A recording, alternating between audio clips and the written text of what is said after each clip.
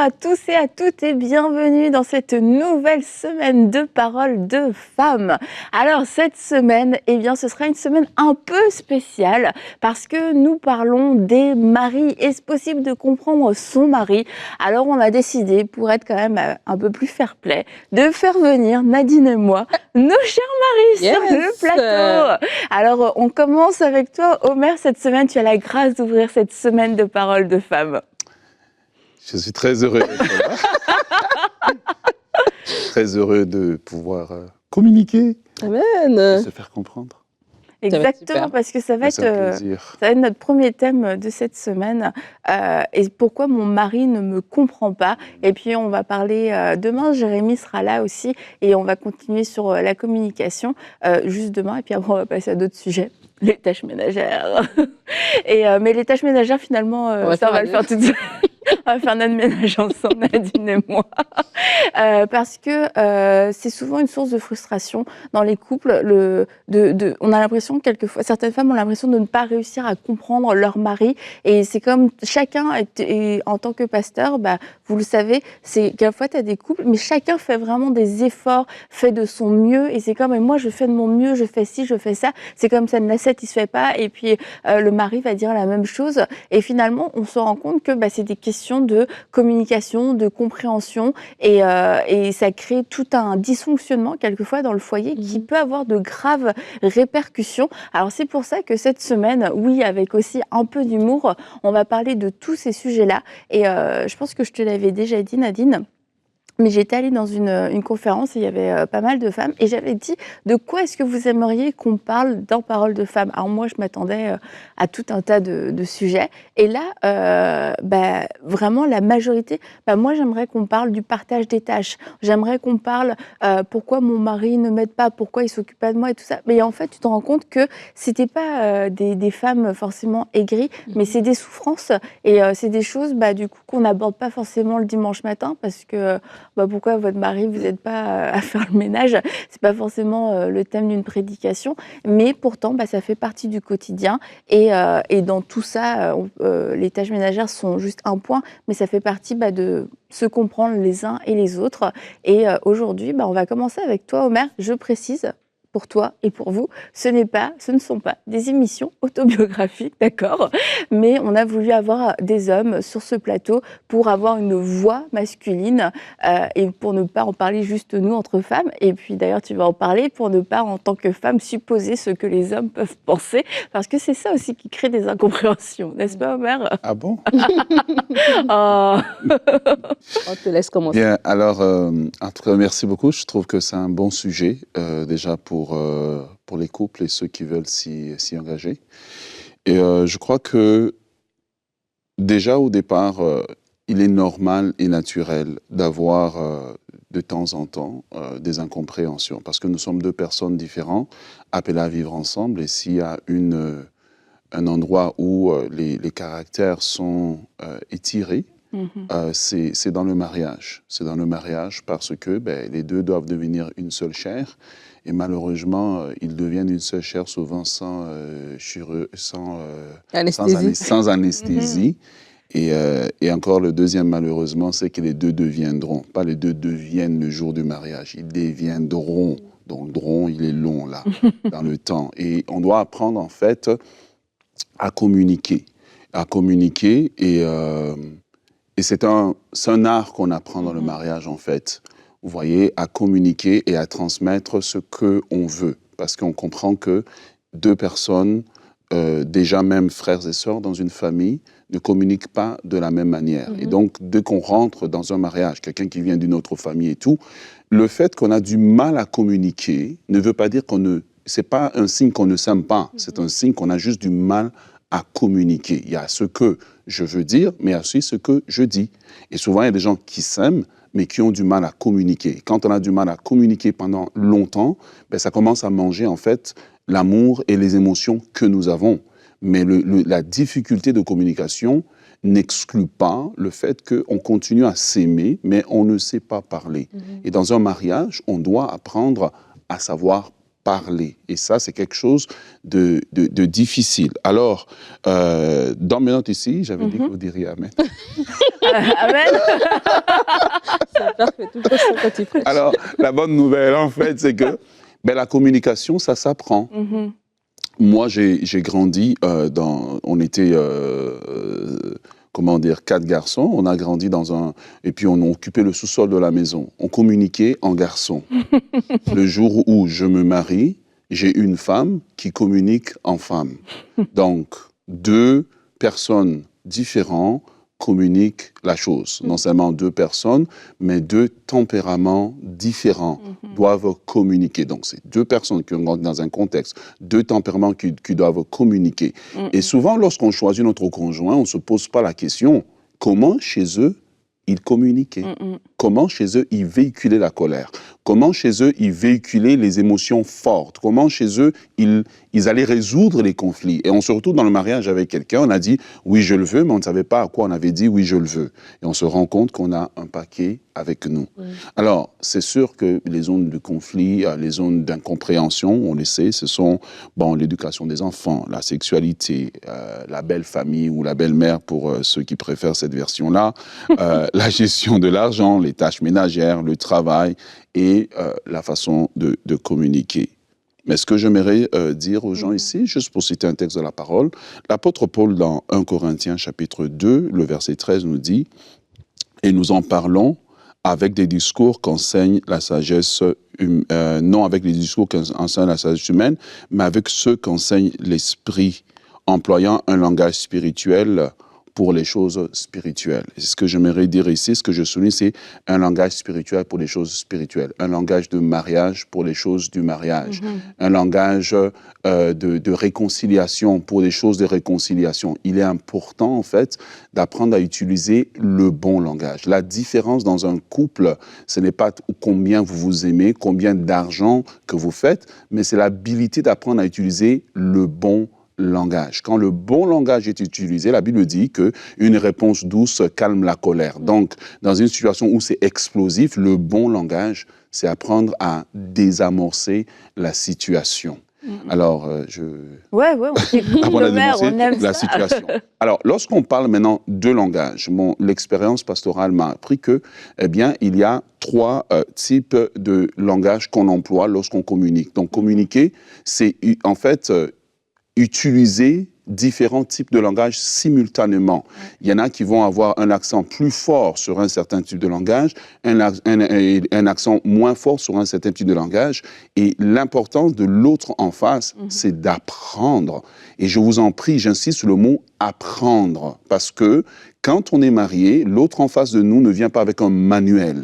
L'autre en face de nous vient dans un état devant nous avec ses expériences de vie, ses déceptions, ses réussites, le cadre de vie dans lequel la personne a grandi.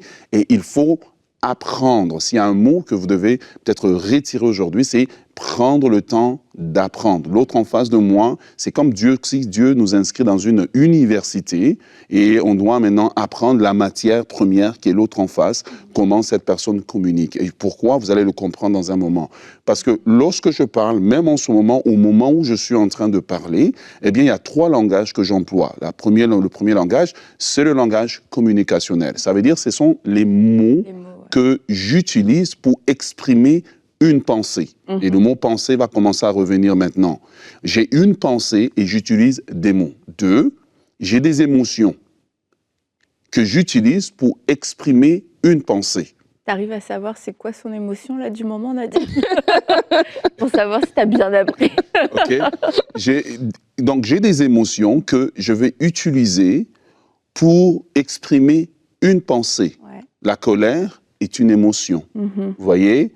La tristesse est une émotion. Chaque émotion, en fait, est portée par des mots que j'utilise. Les mots, parfois, peuvent être un véhicule, ou les émotions peuvent être un véhicule qui porte les mots. Ça dépend de quel est le langage qui est le plus fort. Donc, le premier, je disais, c'est le langage communicationnel ou le langage verbal. Le deuxième, c'est le langage émotionnel, où j'exprime aussi des émotions qui peuvent être exprimées de façon très forte ou de façon très calme. Alors, je vais donner un exemple. Souvent, lorsque un homme son épouse va lui parler, et on répète toujours que, oui, que la femme doit être douce, elle doit être soumise. Alors, elle va lui faire une remarque. Mais elle est en colère, cette femme. Mais elle ne laisse pas l'émotion de la colère prendre le dessus. Lui, en face, il écoute. Et il était habitué que ses frères crient lorsqu'ils ne sont pas contents. Et là, il est avec une femme qui ne crie pas, mais qui lui dit « Non, je ne suis pas content pour ça, pour ça, pour ça. » Parce qu'il a associé la représailles au langage communicationnel d'une émotion explosive de la colère, et en face de lui, quelqu'un ne crie pas, il a l'impression que ce n'est pas grave. Mais en fait, on vient de lui transmettre un message, mais qu'il n'a pas saisi. C'est pourquoi? Parce qu'il n'a pas appris le langage. Alors, est-ce que ça veut dire qu'elle doit crier, la femme? Non, c'est... Bonne réponse. En fait, non, elle ne doit pas crier. C'est lui et c'est les deux qui doivent apprendre. Et on n'apprend pas à communiquer quand il y a le problème. On apprend à communiquer avant le problème ou après le problème. Or, souvent, qu'est-ce que les gens ils vont faire? Après le problème, on se réconcilie, on passe à autre chose. Oui, on passe à autre chose, mais on doit quand même faire, je sais comment on appelle ça, un post-mortem. Un débrief de la situation. Voilà, comment est-ce que cette situation est arrivée? Pourquoi la poubelle n'était pas sortie? Ben, c'est parce que j'étais fatigué, c'est parce que j'avais oublié. OK, pourquoi tu avais oublié? Je vais juste comprendre, comme ça, prochainement, on peut mettre en place un mécanisme, mais je veux comprendre que quand je te le dis, ce n'est pas parce que je ne crie pas que je suis heureux ou heureuse. Je le mets dans les deux sens, en fait. Alors, le troisième, pour venir, finaliser ici, c'est le langage gestuel. On communique par les gestes. Et là, je me dire aux gens, dépendamment de culture où on vient, il y a des gestes qui sont acceptables et des gestes non acceptables, mais tout être humain normal va communiquer par des gestes. Donc, je récapitule, lorsque nous sommes à deux en train de communiquer dans le couple, dans le foyer, il y a 3 niveaux de langage en tout temps qui sont en train d'être véhiculés. Le langage communicationnel, c'est-à-dire ce que je dis. Le langage émotionnel, ce que je veux dire. Et le langage gestuel, ce que je veux vraiment dire. Le gestuel, c'est ce que je veux vraiment dire. Selon moi, oui, c'est ce que je veux vraiment dire. Pourquoi?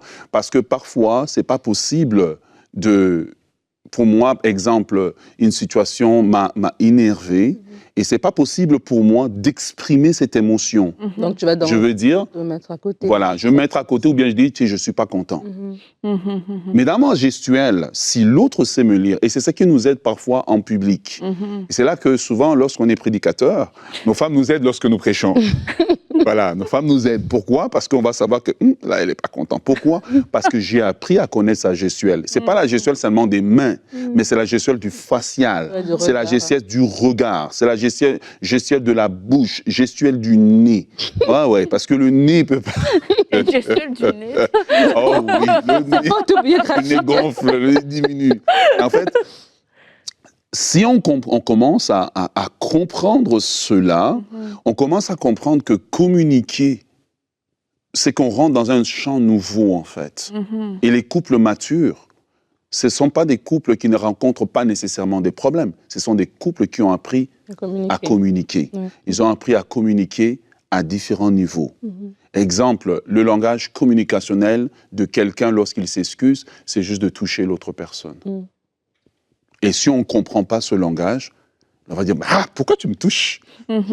C'est parce que c'est mon langage de dire « Je suis désolé. » Vous voyez? Et donc, communiquer est un art qu'il faut apprendre afin de pouvoir vivre ensemble, en fait. Non, mais c'est important de dire que ça s'apprend, parce que ça, c'est peut-être je pense c'est une lueur d'espoir pour des gens qui se disent, ben oui, moi, mon mari, je ne me comprends pas, je ne le comprends pas, ça ne va pas. De se dire que ça s'apprend. Et la pensée aussi de savoir reconnaître un peu le parcours de quelqu'un. D'où la personne vient va beaucoup déterminer de la façon dont la personne communique.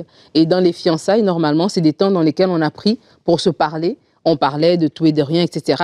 Et j'ai commencé à voir comment l'autre personne communique. Dans un conflit, je vois comment l'autre personne communique. Dans un temps de joie, je vois comment l'autre personne communique. Et du coup, quand j'arrive dans mon couple, dans mon mariage, à me dire, tiens, mon mari ne me comprend pas, j'ai l'impression que tout ce que je dis, c'est comme s'il ne reçoit pas, c'est de se dire, OK, c'est comment est-ce qu'il communique? Peut-être que je suis en train de vouloir communiquer sur, voilà, j'ai envie de te parler de ma journée, alors qu'il est frustré de peut-être une frustration antérieure, mais ne l'a pas dit. Mais dans sa gestuelle, il a les bras croisés, dans sa gestuelle, il est dans son coin, tu sens qu'il n'est pas, il est tendu. Ben, ce serait de dire, ah tiens, c'est peut-être qu'il veut m'exprimer, peut-être que voilà, il n'est pas content d'une situation, mais il ne sait pas comment le dire. Et c'est peut-être moi aussi de mettre les mots, parce que lui ne sait pas mettre les mots, de dire, est-ce que tout à l'heure, est-ce que tu penses encore à la situation de tout à l'heure? Est-ce que ça t'a frustré? Moi, je pensais, voici comment j'ai vu la chose. Et ça, c'est aussi une main tendue aussi. Et des fois, en tant que mari, si on voit aussi notre femme nous tendre la main, pas qu'on va supposer ce qu'il pense, hein, mais vraiment, c'est une main tendue de mettre les mots sur les choses, d'ouvrir aussi cette porte-là et de dire, tiens, ouais, c'est vrai, en fait, voici, voilà. Et c'est comme ça qu'on apprend à communiquer. Et c'est un art qui se développe avec les années. Nous, aujourd'hui, on a 20 ans de mariage. On peut communiquer, on a beaucoup communiqué, mais vraiment, il y a des choses, tu te dis, ah, franchement, ce serait arrivé il y a 15 ans, on n'aurait pas eu la même réaction. Pourquoi? Parce que le temps a passé, oui, la relation s'est solidifiée, mais on se connaît davantage, on est plus proche l'un de l'autre que de nos parents, parce que là, ça fait 20 ans qu'on est ensemble, et du coup, c'est aussi pour donner un espoir. Hein. Vraiment, comme il a été dit au début de l'émission, peut-être que vous êtes revenu du voyage de noces, et tout de suite, les incompréhensions ont commencé. Ça ne veut pas dire il faut jeter l'éponge. Ça veut tout simplement dire qu'il faut s'asseoir et regarder ensemble comment est-ce qu'on communique, comment est-ce qu'on dit les choses. C'est où un peu où est-ce qu'il y a le nœud, en fait. Et c'est question juste de le localiser et de le défaire. Parce que comme on a dit, la plupart des choses, c'est juste c'est vraiment simple. C'est juste de trouver le bon diapason. Et une fois que le bon diapason est trouvé, ben, la communication va passer. Et c'est pas que dans le couple, de toute manière, qu'on voit que la communication est à la fois ce qui va faire grandir une relation, mais c'est aussi quelque chose qui peut venir nuire à la relation quand on ne sait pas bien communiquer. Donc forcément, c'est quelque chose qu'on va retrouver aussi dans le couple. Et quelquefois, tu as des couples qui s'aiment vraiment, ils s'aiment sincèrement. Et ils savent pas comment ils en sont arrivés là. Et c'est un problème de communication parce qu'on n'a pas réussi à comprendre l'autre et on n'a pas réussi non plus à bien exprimer, à bien véhiculer ce qu'on voulait dire. Et dans le cadre du mariage, comme dans tous les autres domaines du mariage, c'est de se dire je suis là pour l'autre. Je suis là pour donner et pas seulement pour recevoir. Et dans la communication, le fait de vouloir comprendre l'autre, c'est ce qui va aussi créer une ouverture à notre niveau, plutôt se dire je ne suis pas comprise, je ne suis pas entendue, j'ai beau répéter les mêmes choses, j'ai beau le redire, etc. C'est de se dire mais quelle est ma position aussi? Quel est mon rôle à moi dans le mariage? Est-ce que moi je prends le temps de comprendre? Est-ce que je prends le temps est-ce que je prends ce temps aussi? Parce que ça va dans les deux sens, l'incompréhension, et souvent on va voir nous là où nous on n'a pas été comprise, et au final on se rend compte que on est campé sur nos positions, et c'est exactement ce qu'on peut reprocher à l'autre en face, mais on a exactement la même réaction, la même attitude, peut-être dans des sujets différents, mais finalement, on est exactement pareil. Donc oui, aujourd'hui, la question, c'est pourquoi est-ce que mon mari ne me comprend pas? Mais lui aussi se pose la question, pourquoi est-ce qu'elle ne me comprend pas? Et une des clés, ça va être de pouvoir se dire, je suis là pour comprendre l'autre, et arrêter de me dire tout le temps, c'est moi qui ne suis pas comprise. Et il y a deux autres clés que je pourrais ajouter par rapport au fait de comprendre. Pour comprendre l'autre, je crois que jusqu'à un très grand niveau, il faut d'abord se comprendre soi-même. Souvent, on ne se comprend pas soi-même, mais j'espère que l'autre en face, il va se débrouiller avec toute... Il va comprendre le labyrinthe que je suis. Et souvent, il faut se comprendre afin d'être capable de se faire comprendre et d'être compris. Vous voyez? Parce que si je ne me comprends pas, je ne sais même pas moi-même comment je fonctionne. Je ne sais pas moi-même, par exemple, si on a un différend, comment je réagis au différend, comment je résous les choses, pourquoi je n'ai jamais pris le temps de m'asseoir. Et il y a plein de gens comme ça qui demandent à leur conjoint, à leur mari, un travail incroyable de démêler un labyrinthe qui sont. Vous êtes une boule émotionnelle, vous rebondissez partout, mais lui, il est supposé comprendre. Mais l'autre personne en face est malheureuse parce qu'elle fait ses efforts, mais elle n'y arrive pas. La deuxième des choses, il faut comprendre aussi quel est le débit communicationnel de l'autre. On ne communique pas au même débit. Il y a des gens, par exemple, ils ont besoin de 3 jours pour digérer une chose. Et toi, en 5 minutes, tu es un sprinter. Tu as terminé, hein? Le dossier, il est fini, on est passé à autre chose. Alors, il faut arriver à trouver le débit communicationnel pour trouver en fait l'harmonie. Que parfois, j'ai exprimé une chose aujourd'hui, je l'ai parfois, la première fois, peut-être je l'ai exprimé avec plein d'émotions. Parce que vous savez, c'est comme le robinet qui a été fermé depuis longtemps et puis que l'eau doit sortir. Là, ça sort dans tous les sens. Et l'autre en face doit être mature pour comprendre que ça, c'était la première vague de communication. Okay? Il arrive la deuxième vague. La deuxième vague, c'est peut-être j'arrive là, je communique. Il y a encore eu des fortes émotions, mais j'ai une gestuelle accentuée qui exprime la chose. Mais quand je vais arriver la troisième fois, mes émotions, on a déjà traité le problème des émotions. Le mari a déjà porté ça sur son dos, okay, ou l'autre a déjà porté ça. Là, maintenant, on arrive à la vraie chose. Pourquoi tu es en colère? Très simplement. Vous voyez, la première fois que ça sort, c'est on va dans tous les sens, parce que ce sont nos émotions qui sortent. Et l'autre doit avoir la maturité de laisser ça s'exprimer. Parce que lorsque je brime les émotions de l'autre, je suis en train de brimer sa personnalité jusqu'à un certain niveau. Il faut permettre à l'autre d'exprimer ça. Une fois que la personne l'aura exprimé, après ça, on va arriver à un niveau où la personne peut maintenant juste parler maintenant. Communiquer simplement. Alors, je vais vous donner peut-être un exemple qui sort un peu de l'ordinaire, mais elle est... si je peux employer le terme, maîtresse en communication. Elle est maîtresse, c'est l'excellence dans la Bible en communication. Son nom, c'est Esther. Elle a un gros problème. Et elle va planter le décor dans lequel elle doit passer une communication. Ses émotions sont à fleur de peau, sa vie est risquée, la vie de son peuple est risquée, et elle va se maîtriser. Et elle va se maîtriser. Elle va d'abord commencer par communiquer à l'envers. Par rapport à beaucoup de gens, les mots ne sont pas ce qu'elle emploie. Elle emploie d'abord les gestes. Elle plante le décor. Elle invite son mari à la table. Le mari vient. Et c'est le mari qui se rend compte que elle est en train de me parler. Elle a besoin de parler. Et il va commencer à lui demander, « Reine, qu'est-ce qui se passe ?» Il dit, « Non, on revient demain. » Elle a maîtrisé ses émotions. Mais ses gestes sont en train de parler, ses mots ne sont pas encore sortis. C'est pas, je vous ai dit que tout à l'heure, on va communiquer à différents stades. Et pendant que le roi mange, le roi dit, cette femme a besoin de parler. Et la femme maîtrise ses émotions. Et ça peut être aussi l'homme qui va maîtriser ses émotions. Il y a des choses qu'on peut se parler entre les 4 murs de la maison. Il y a des choses, peut-être, c'est mieux de se parler après une bonne semaine de vacances, quand on est bien émotionnellement. Là, on dit, OK, là, maintenant, je peux sur ce dossier. Esther nous enseigne qu'on ne peut pas dire tout quand on le pense, quand on le veut. On doit choisir des contextes. Elle crée le contexte. Après ça, quand le roi a bien mangé, que son estomac s'est bien réjoui, là, maintenant, elle va sortir le dossier. Non, c'est Aman. Et là, le roi va voir la troisième chose. Donc, la deuxième communication, c'est quand elle parle avec ses mots.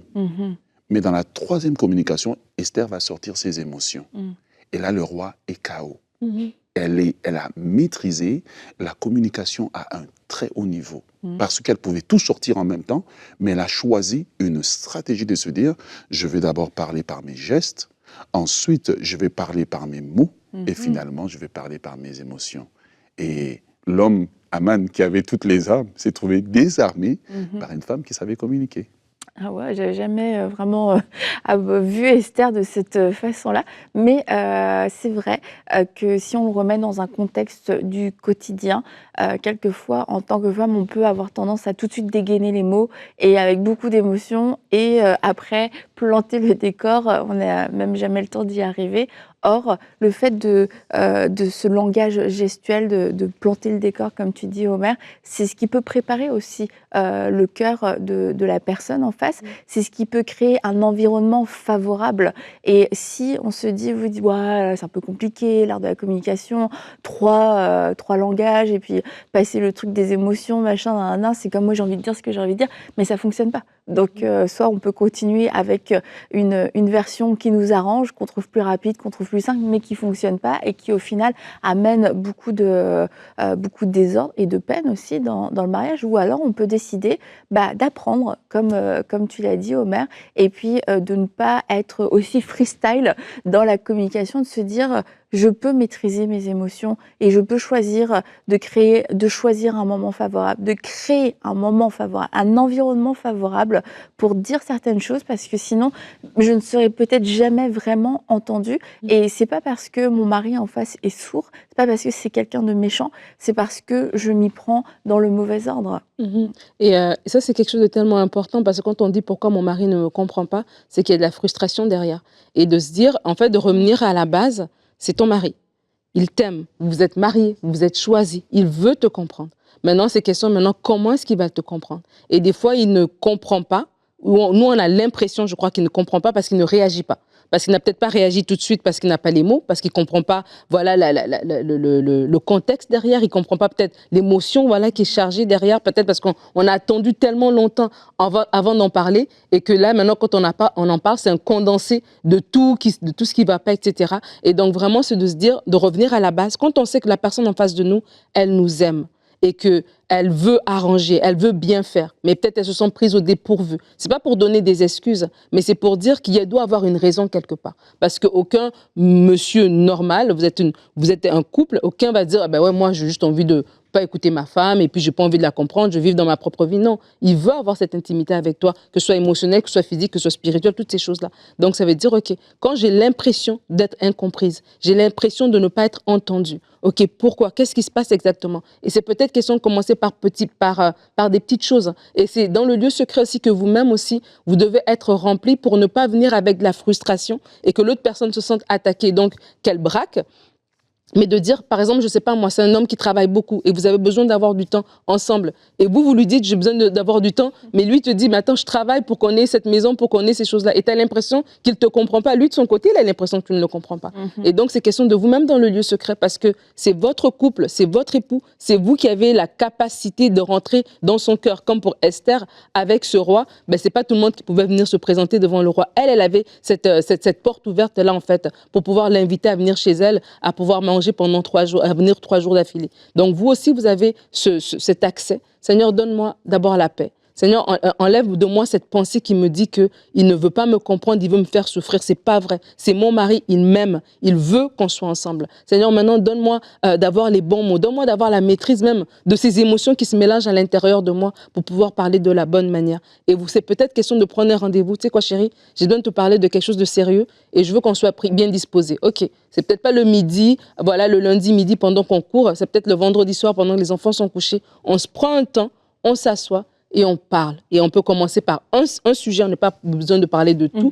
On commence par un sujet. Ah ok, la réaction est là. Et peut-être nous-mêmes, dans notre tête, on s'était fait un film et puis on voit que lui, il attendait que ça et ça nous encourage. Et c'est comme ça qu'on bâtit la communication. Et c'est comme ça que l'un apprend de l'autre. Peut-être lui va apprendre que notre silence, c'était notre communication. On attendait qu'il vienne nous parler et en fait, on n'était pas en train de bouder, mais on est en silence parce qu'on voulait lui communiquer quelque chose et vice-versa. Mais vraiment, moi, mon encouragement pour chaque femme, c'est votre homme, c'est votre époux. Le mariage est honoré de tous. Dieu a béni ce mariage. Dieu va vous donner les outils pour pouvoir parler au cœur de votre mari.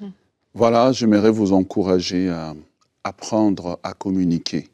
Apprendre à communiquer va préserver en fait votre couple, va en fait l'aider dans la durée. L'amour démarre en couple, mais l'art de communiquer maintient le couple en fait dans sa longévité. Oui, longévité. Dans sa longévité, c'est ça. Maintient le couple dans sa longévité et c'est un privilège pour vous d'avoir quelqu'un. Il y a des gens qui cherchent d'avoir quelqu'un, qui n'ont pas, mais vous avez ce privilège.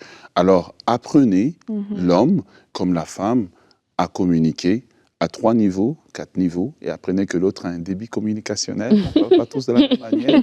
Et au même rythme, Esther n'a pas tout dit d'un coup. Elle a été étape par étape avec le roi. Mais regardez, à la fin, elle a quand même obtenu des résultats. Alors, je prie que vous puissiez obtenir aussi des résultats. Et j'aimerais ajouter que ce n'est pas de la manipulation, c'est de la sagesse. Et on voit que dans nos vies personnelles, Dieu va choisir des moments stratégiques pour nous parler parce qu'il sait qu'on est disposé, il sait qu'on va pouvoir recevoir cette parole et que ce ne sera pas une parole qui sera méprisée, qui sera tombée à terre ou oubliée. Donc c'est une histoire de sagesse parce que tout ce qui est fait avec amour ne peut pas être fait dans la manipulation. Alors maintenant, si vous aimez aimez sincèrement votre mari, si vous aimez sincèrement votre femme, user de sagesse, ce n'est pas user de manipulation. Alors, merci beaucoup, Omer. On va se retrouver un peu plus tard dans la semaine et on se dit à demain pour une prochaine émission de Paroles de Femmes.